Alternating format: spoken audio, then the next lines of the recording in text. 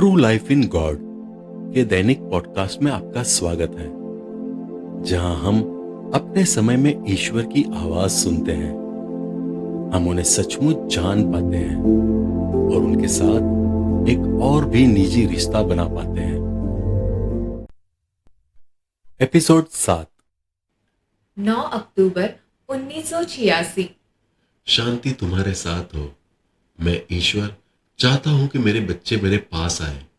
मैं चाहता हूं कि मेरे बच्चे शांति में रहें।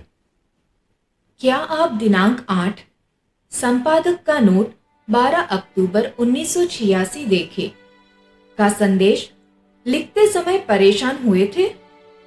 प्रिय, मैं कैसे परेशान नहीं हो सकता जब वे खून के दौर में जी रहे हैं। मेरे संदेश शांति के लिए पुकारते हैं।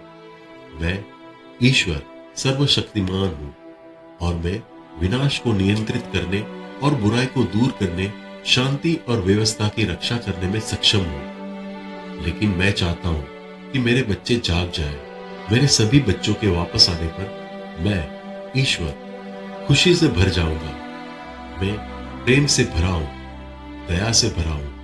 मैं तुम्हें सांत्वना देने वाला हूं। 11 अक्टूबर 1986। शांति तुम्हारे साथ हो। मैं ही क्यों ईश्वर के संदेश प्राप्त करती हूँ? मैं ईश्वर, मैं चुनता हूं। मैंने तुम्हें चुना है। मैंने तुम्हें इसलिए पाला है ताकि मैं तुम्हें अपना संदेश दूं। क्या आपने हाल ही में यह तय किया है?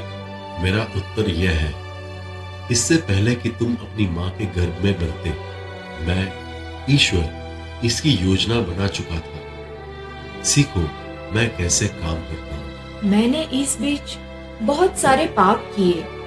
जब तुम क्षमा मांगते हो तो मैं हर पाप को क्षमा कर देता हूं। अब मेरे पास रहो और मैं तुम्हारा मार्गदर्शन करूंगा। मैं अभी भी तुम्हें सिखा रहा हूं। इसलिए जब तुम गलतियां करती हो तो निराश मत हो जाना। मैं ईश्वर सर्वशक्तिमान हूं। मेरे हाथ की हथेली में पूरा ब्रह्मांड है। हे प्रभु, कोई भी यह सब विश्वास नहीं करेगा। संशयवादी कहेंगे कि मैं पागल हूँ, या अन्य कहेंगे मेरा अवचेतन मन यह कर रहा है। उन्हें मेरे ऊपर छोड़ दो।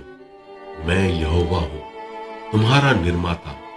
मैं तुम्हारा नेतृत्व कर रहा हूं। वसुला, तुम्हें डरने की जरूरत नहीं है। याद रखो, मैंने तुमसे पहले कई अन्य लोगों का नेतृत्व किया है। मैंने राजाओं और राज्य को उखाड़ फेंका। मैंने रास्ते सीधे किए ताकि मेरा वचन जान जाए। मैं वही हूं। इससे मुझे समझ में आया कि कोई भी उसे और उसके संदेश को रोक नहीं पाएगा। मेरी बात सुनो। मैंने उन सभी की मदद की जिन्होंने मेरा अनुसरण किया। मैं सदा उन सभी की मदद करूंगा जो मेरा अनुसरण करते हैं। याद रखो, मैं सदा तुम्हारे साथ हूं। 12 अक्टूबर 1986। शांति तुम्हारे साथ हो। कोई भी शब्द जो तुम्हें सही नहीं लगता और तुम्हें परेशान करता है, उसे सुधारने के लिए स्वतंत्र महसूस करो। मैं ईश्वर तुम्हें वह एहसास देता हूं। वसुला, क्या तुम खुश हो? बहुत खुश हूँ, अति आनंदित हूँ। जब मैं अपने ऊपर ईश्वर के प्रेम को महसूस करती हूँ तो मैं इसका वर्णन नहीं कर सकती। बाद में मेरा स्वर्गदूत आया। मैं दानियल हूं। मैं तुम्हारे सामने हूं। डैनियल, ऐसा कैसे हुआ? क्या तुम्हें याद है कि मैंने तुम्हें क्या सिखाया था? पहचानने और समझने में सावधान रहो। इस तरह काम करो और तुम प्रगति करोगी। ईश्वर की महिमा हो। तुम क्यों आए? क्योंकि मैं तुमसे बहुत प्रेम करता हूं।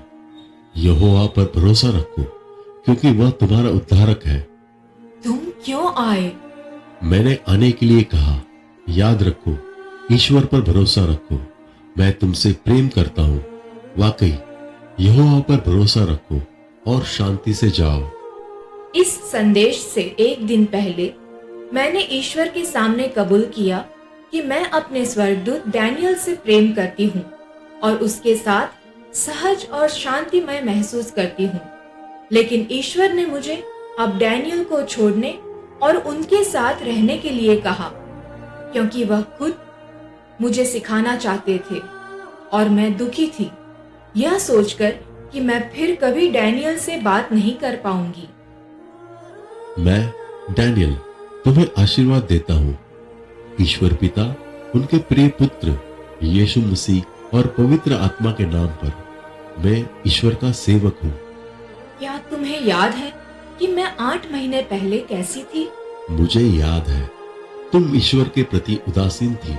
हाँ, क्या तुम्हें याद है जब ईश्वर का नाम उल्लेख किया गया था और तुम्हारे द्वारा लिखा गया था? हाँ।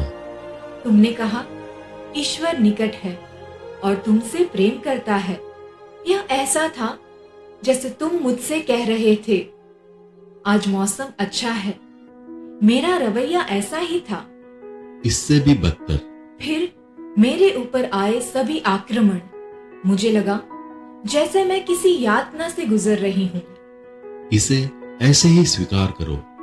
मैं कल्पना करती हूँ कि शायद यह ऐसा ही है जो किसी व्यक्ति के मरने के बाद होता है, शुद्धिकरण। तब जब कोई व्यक्ति शुद्ध हो जाता है तो सब कुछ स्पष्ट हो जाता है। वह अधिक शुद्ध और उन्नत हो जाता है। मैं ईश्वर से बहुत प्यार करती हूँ। क्या ईश्वर वास्तव में चाहते हैं कि हम उसके साथ अंतरंग हो? हाँ, उन्हें बुलाओ, ईश्वर की ओर मुड़ो। क्या मैं कर सकती हूँ? हाँ, प्रकाश यहाँ है। मेरे दूत ने यीशु की उपस्थिति को रास्ता दिया। यीशु ने कार्यभार संभाला। मैं तुमसे प्रेम करता हूँ। मैं तुम्हारी मदद करूंगा। मैं शांति हूँ। मुझे महसूस करो। यीशु चाहते थे कि मैं उनकी उपस्थिति को महसूस करूं। मैं तुम्हें आश्रय दूंगा। मैं तुम्हारी रक्षा करूंगा। ईश्वर ने मुझे अपना संदेश लिखने के लिए कहा, जो उन्होंने हमें 8 अक्टूबर 1986 को दिया था। हाँ, शांति तुम्हारे साथ हो। मैं ईश्वर अब तुम्हें बुला रहा हूं। यह मेरा संदेश है। याद रखो, मैं ईश्वर जीवित हूं। मैं जीवित हूं। मैं मौजूद हूं। क्या तुम अभी भी संदेह कर रहे हो? क्या तुम अभी भी विश्लेषण कर रहे हो कि कैसे?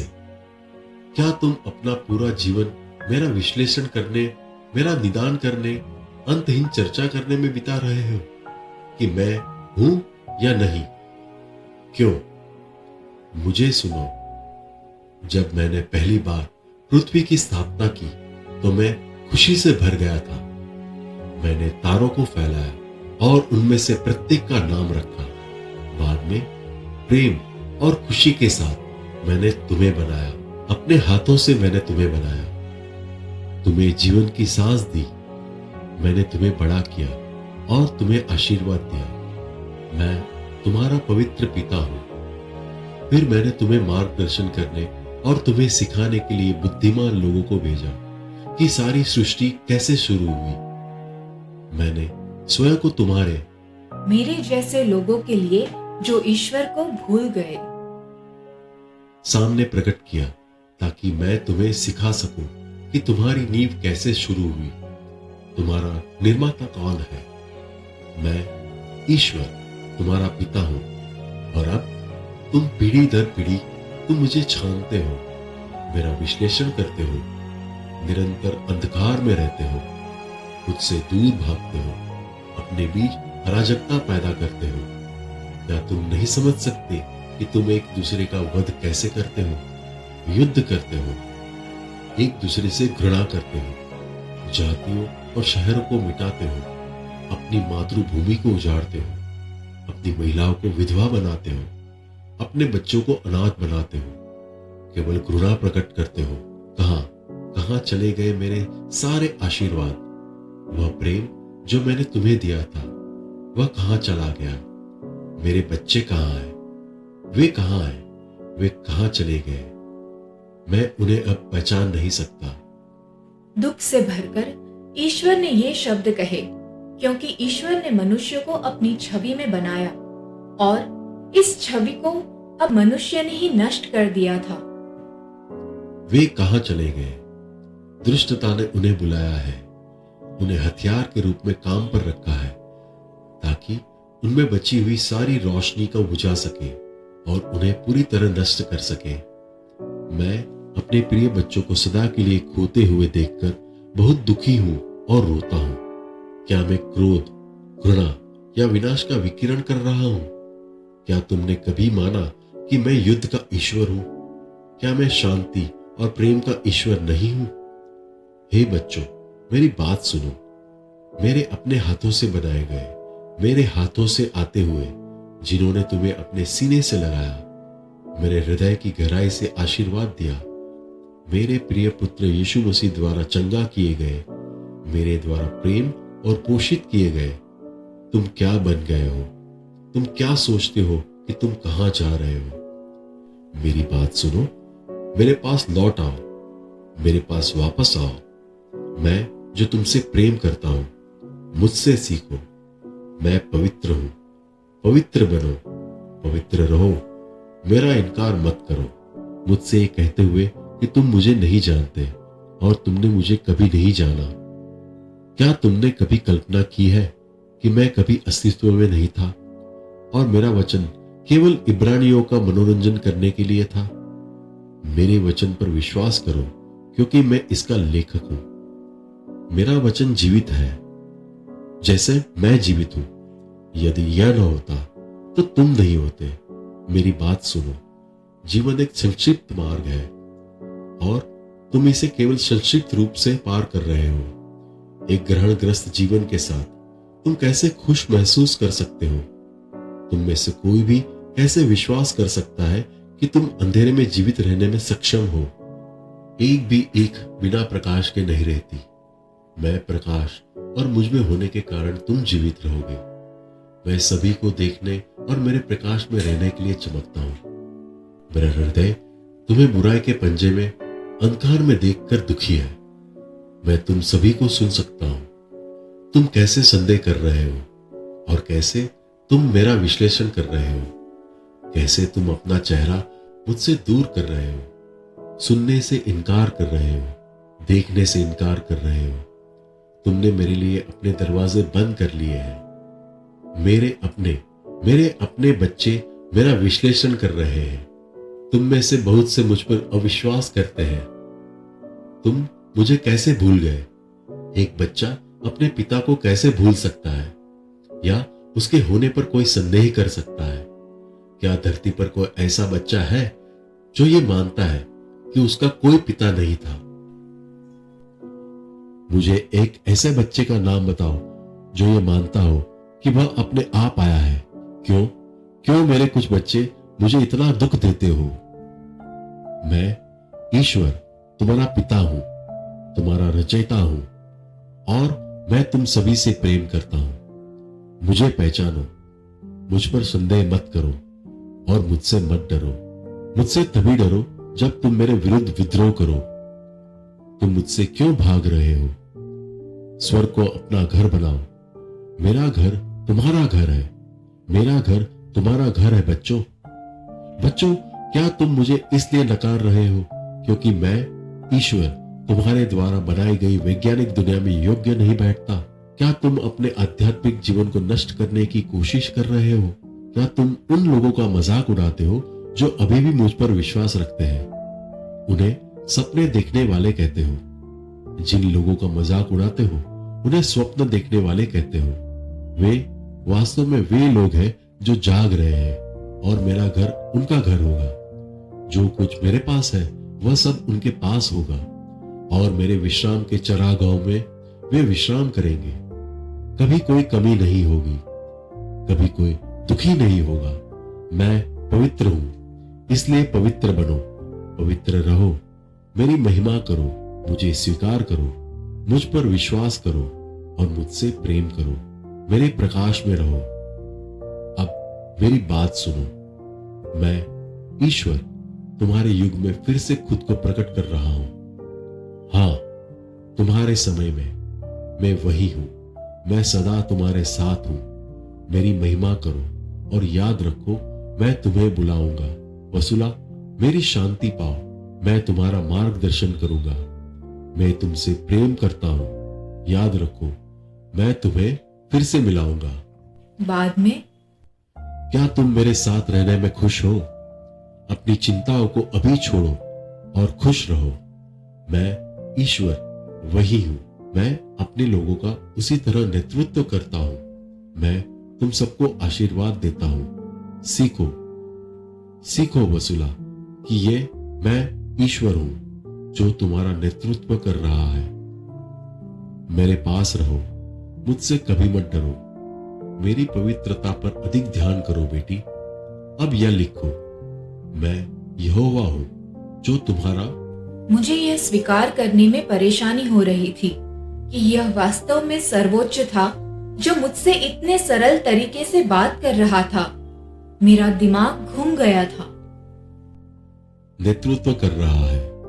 मैं मेरी चुनी हुई बेटी समय की शुरुआत से हिब्रू भविष्य वक्ताओं का नेतृत्व कर चुका हूं। उन्हें सिखाया, उनका मार्गदर्शन किया और उन्हें मुझे पहचानने में मदद की। मैं यहोवा वही ईश्वर हूं। निर्गमन 3:15 यहोवा तुम्हारे पूर्वजों का ईश्वर, अब्राहम का ईश्वर, इसहाक का ईश्वर और याकूब का ईश्वर। मैंने कई बुद्धिमान लोगों का नेतृत्व किया। मैं ईश्वर उसी तरह काम करता हूं। मैं चाहता हूं कि तुम सभी को वापस अपने पास लाओ। मैं तुम्हारे पास रहूंगा। सीखो कि मैं ईश्वर तुम सभी को फिर से अपने पवित्र स्थानों को भरने के लिए एकजुट करूंगा।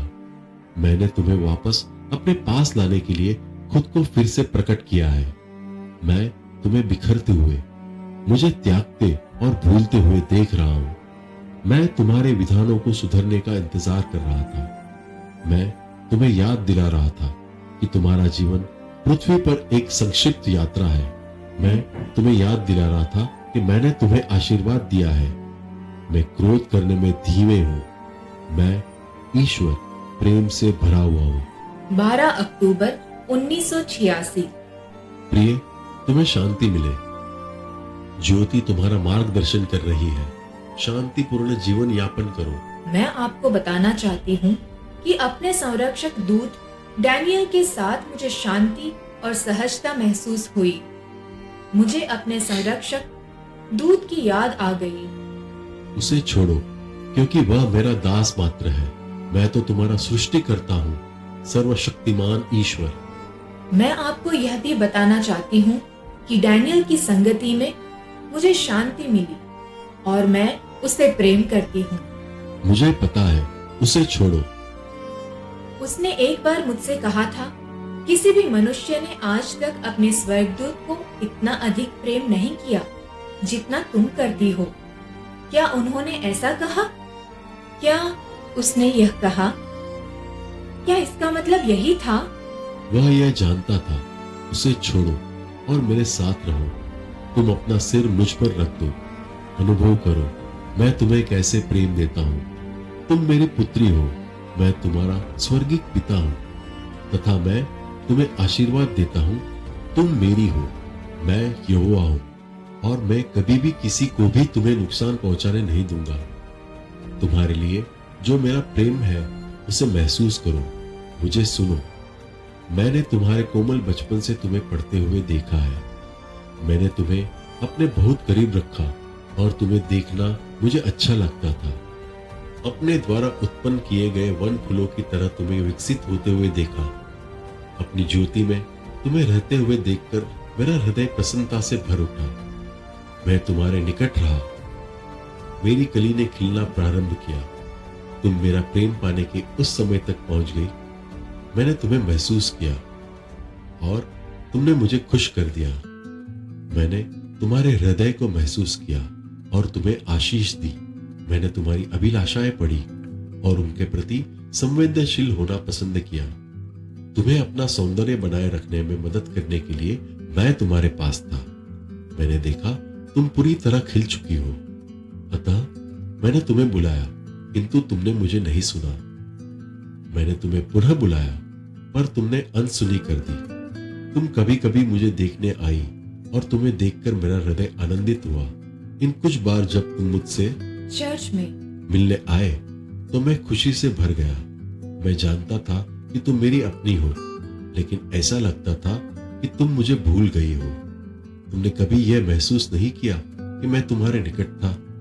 वर्ष बीते, तुम्हारी खुशबू उड़ गई, तुम्हारे पत्ते बर्फीली हवाओं में बिखर गए और गिरने लगे। तुम्हारा सिर झुक गया और पंखुड़ियों ने सुंदर ताजगी और अपना सौंदर्य खो दिया। सूरज तुम्हें झुलसाने लगा, तुम्हारी अनुभूतियां कठोर हो गई। मुझे सुनो, देखो, तुम पर तरस खाकर मैंने तुम्हें देखा। मैं तुम्हारी ऐसी हालत को और सहन नहीं कर सका। तुम्हारी यही दशा देखकर कई बार मैं तुम्हारे पास पहुंचा, किंतु तुम बहुत दूर चली गई थी। तुम मुझे पहचान भी न सकी। तुम उसे नहीं पहचान सकी जो तुमसे लगाव रखता है, जिसने तुम्हें थाम रखा था और तुम्हें नाम से पुकार रहा था। तुम्हारा सौंदर्य समाप्त हो चला था। यह देखकर मैंने शोक किया। यह देखकर भी मुझे दुख हुआ कि मैंने एक घिनौने बच्चे को अपनी गोद में ले रखा है। तुम्हारी ऐसी अवस्था ने मेरे हृदय को रुला दिया, क्योंकि मैं अब तुम्हारी आंखों में प्रेम की एक धुंधली ज्योत देख सकता था। तुम्हारी जवानी का प्रेम जो मेरे प्रति था। मैंने तुम्हें अपनी गोद में लिया। तुम्हारे नन्हे हाथों ने मुझे जकड़ रखा था। यह देखकर कि मेरे बच्चों को मेरी आवश्यकता है, मुझे राहत मिली। मैं तुम्हें घर लौटा लाया और अपने संपूर्ण प्रेम में तुम्हें चंगा किया। तुम्हारी प्यास बुझाने के लिए मैंने तुम्हें जल दिया। मैंने तुम्हें पोषित किया और धीरे धीरे तुम्हारी सेवा शुश्रूषा करके तुम्हें पुनः स्वस्थ कर दिया। मैं तुम्हारा आरोग्य दाता हूं। मैं तुम्हारा मुक्ति दाता हूं। मैं सदा रहूंगा। मैं तुम्हें कभी नहीं छोड़ूंगा। मैं तुम्हें प्रेम करता हूं। मैं तुम्हारा ईश्वर हूं। तुम्हें फिर उस हालत में जाने नहीं दूंगा। अब मुझे प्रसन्न करो और मेरे साथ रहो। प्रिय, मैंने तुम्हें ऊपर उठाया। मुझ पर आश्रित रहो, मेरी ओर फिरो और मुझे देखो। मैं ईश्वर, तुम्हारा स्वर्गिक पिता हूं। यह अनुभव करो, मैं तुम्हारे पास हूं। मैं ईश्वर मेरे अन्य सभी पुत्र पुत्रियों के लिए यही करूंगा, इसलिए कि तुम मेरे हो। मैं उन्हें धूप में झुलसने के लिए नहीं छोड़ूंगा। मैं उनकी सुरक्षा करूंगा और पुनरुद्धार करूंगा। मैं उनके पत्तों के बिखरने की प्रतीक्षा नहीं करूंगा। मैं तुम्हें प्यासा देखने की प्रतीक्षा नहीं करूंगा। स्मरण रखो, मैं ईश्वर तुम सबको प्रेम करता हूं। मैं तुम सबको पुनर्संगठित करने जा रहा हूं। इस अंश में ईश्वर ने मुझे एक दर्शन दिखाया जब वह मेरी आत्मा की स्थिति के बारे में बात कर रहे थे।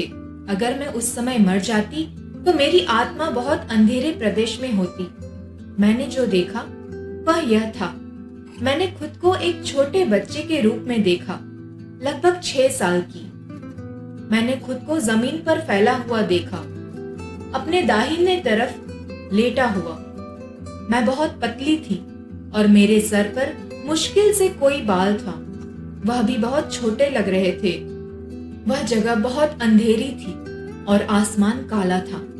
फिर मैंने खुद को सुना। मैं दर्द से सांस ले रही थी, जैसे किसी को अस्थमा हो। मेरे पास, मेरे पीछे कोई खड़ा था। उसकी मात्र उपस्थिति ही सांत्वना दे रही थी। मैंने देखा कि वह मेरे ऊपर झुका और मुझे उठाकर अपनी गोद में ले लिया। मैंने उसके अपार प्रेम को महसूस किया और मैंने देखा कि यह छोटा बालक जो मैं थी, उसे देखने के लिए अपनी आंखें बाईं ओर घुमाता है। मेरी आंखों का सफेद भाग पीला था और मैं यह देखकर हैरान थी कि मैं कितनी बीमार थी। मेरे पास जो थोड़ी सी ताकत थी और जो कुछ भी मुझ में बचा था, उससे मैंने देखा कि मेरा पतला सा हाथ उसकी बड़ी आस्तीन को बेताबी से पकड़ रहा है। इस भाव से तुरंत ही मुझे उस पवित्र जन के हृदय का अनुभव हुआ। उसका हृदय दया से रोया, ऐसी दया और प्रेम। तब वह मुझे नम्रता और कोमलता से अपने घर ले गया और एक पहरेदार की तरह उसकी आंखें मुझे कभी नहीं छोड़ती थी और एक सबसे प्यारी माँ की तरह उसने मुझे पाला और अपने प्रेम से उसने मुझे चंगा किया। आपने अभी अभी true life in God podcast सुना है। कल हम फिर एक नए एपिसोड के साथ आपसे मिलने के लिए उत्सुक हैं।